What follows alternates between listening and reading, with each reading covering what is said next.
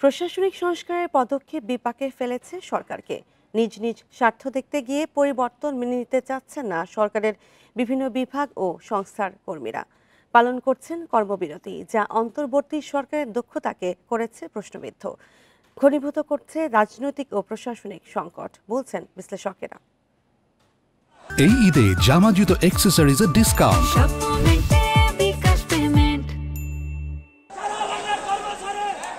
সরকারি চাকরি অধ্যাদেশ ২০২৫ প্রত্যাহার চেয়ে সচিবালয়ে কর্মচারীদের বিক্ষোভ, বিসিএস এর ২৫ ক্যাডার কর্মকর্তাদের কলম বিরতি ও রাজস্ব বোর্ডের কর্মকর্তা কর্মচারীদের বিক্ষোভে তৈরি হয়েছে অচল অবস্থা। নানা দাবিতে কর্মবিরতি পালন করছেন পল্লী বিদ্যুতের কর্মচারীরাও। ৫ আগস্ট পরবর্তী অন্তর্বর্তী সরকারের সংস্কার পদক্ষেপে তৈরি হয়েছে জটিলতা। আন্দোলনের নামে সেবা বন্ধ ও সরকারকে চাপে ফেলে দাবি আদায়ে নেমেছে খোদ সরকারি কর্মচারীরাই।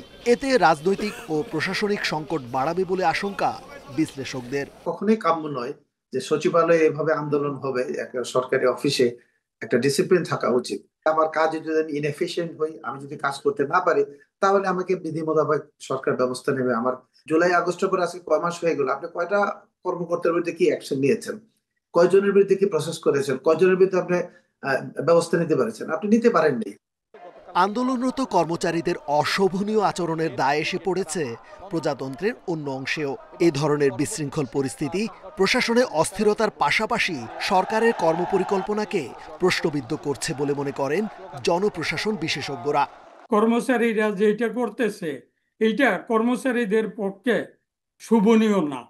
এই ধরনের কাজ তাদের পক্ষে সমস্ত কর্মচারীদেরকে কিন্তু হেয় করা হচ্ছে। তারা যতটাই আপনার কঠোর আইন করুক, কিন্তু তারা যা বলা আপনার সুশৃঙ্খলভাবে আপনার নিয়ম নীতি ভাঙা করতে পারে। এইখানে উভয় পক্ষেই অ্যাগ্রেসিভ। ৫ আগস্টের গণ অভ্যুত্থানে পরিবর্তনের যে প্রত্যাশা ঐক্যবদ্ধ করেছিল গোটা জাতিকে, সেটিকে ধরে রেখে বর্তমান পরিস্থিতিতে যার যার জায়গা থেকে দায়িত্বশীল ভূমিকা রাখার তাগিদ বিশ্লেষকদের। রিজওয়ানুল হক, ইন্ডিপেন্ডেন্ট নিউজ, ঢাকা।